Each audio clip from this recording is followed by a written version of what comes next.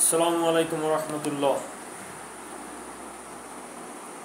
দেখেন, আপনারা আজকে মার্কেট দেখেছেন। আমি গতকাল ফেসবুকে আমার একটা লাইভে বলেছিলাম এবং মার্কেট প্রেডিকশন নিয়ে বলেছিলাম যে ইরান ইসরায়েল যুদ্ধ আমাদের দেশের পুঁজিবাজারে খুব বেশি ইফেক্ট হওয়ার উচিত না, বা ইফেক্ট করা উচিত না।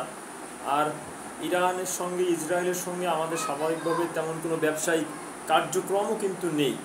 সেই জায়গা থেকে আমি স্পষ্ট বলেছিলাম যে আসলে এতে খুব বেশি ইফেক্ট আমাদের দেশের পুঁজিবাজারে হওয়াটা উচিত না।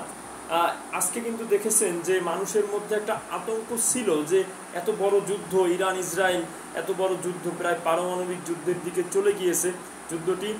এখানে আসলে কি হতে পারে, আসলে কি মার্কেট বড় ধরনের কোনো পতন হতে পারে কিনা, এই ধারণাটা, এই ভয়টা কিন্তু সত্য হচ্ছিল।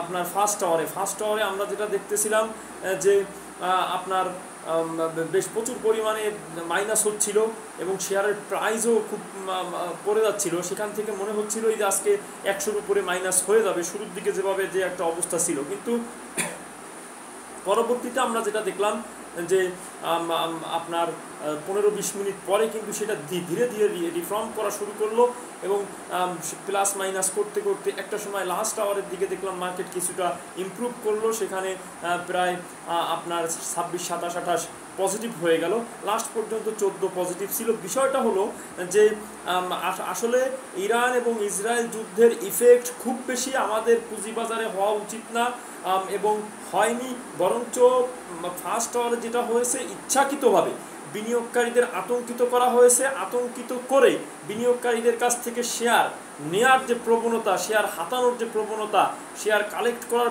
প্রবণতা, মানে এখানেও একটা ডাকাতি করার প্রবণতা, সেটা আমরা কিন্তু আজকের মার্কেটেও দেখেছি। যদিও পরবর্তীতে কিছু সময় পরই রিফর্ম হয়েছে এবং আপ ডাউন হচ্ছিল, একবার মাইনাস একবার প্লাস, এখানেও কিন্তু একটা আতঙ্কিত বিনিয়োগকারীদের করা হচ্ছিল। লাস্ট পর্যন্ত মার্কেটটা রিফর্ম করলো।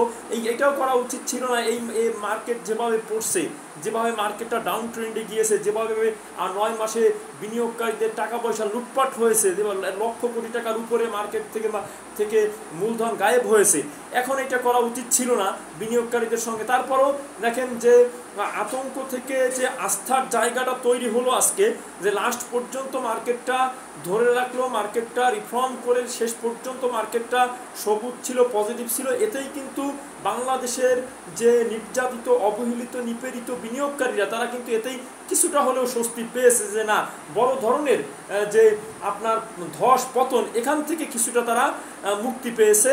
এবং আমি বলতে চাই এই আস্থার জায়গাটা কিন্তু ধরে রাখতে হবে।